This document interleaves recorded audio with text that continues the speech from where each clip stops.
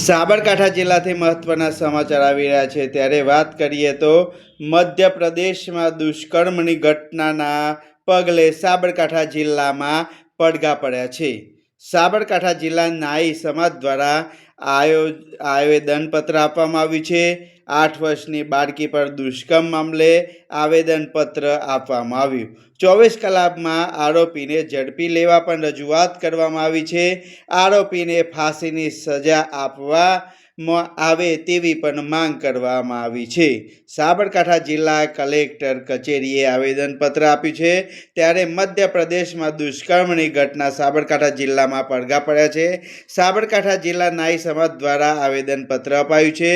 8 વર્ષની બાળકી ઉપર દુષ્કર્મ મામલે આવેદનપત્ર આપવામાં આવ્યું છે. 24 કલાકમાં આરોપીને ઝડપી લેવા રજૂઆત કરવામાં આવી હતી. આરોપીને ફાંસીની સજા આપવા માંગ કરી.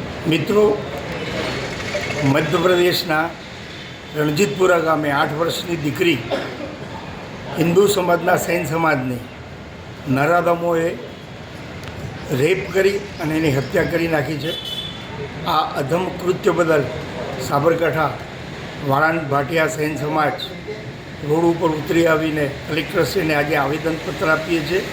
રાજસ્થાન સૈન સમાજ 3 દિવસથી આમરણ ઉપવાસ પર ઉતર્યો છે. બાજુમાં 200 મીટર દૂર પોલીસ સ્ટેશન હોવા છતાં પણ આ નરાધમો પકડાયા નથી. તો અમારા આદરણીય શ્રી હર્ષ સંઘવીને, ગૃહમંત્રીશ્રીને અમારું નિવેદન કે તાત્કાલિક આ નરાધમોની ધરપકડ થાય, એમના માલ સામાન મકાનો ઉપર બુલડોઝર ફેરવવામાં આવે, ફરીથી હિન્દુ સમાજ પ્રત્યે કોઈ આંગળી ન ચીંધે એવા સરકારશ્રી પ્રયત્નો કરે એવી અમારી લાગણી અને માગણી છે. તમારું નામ? પ્રકાશ વૈદ,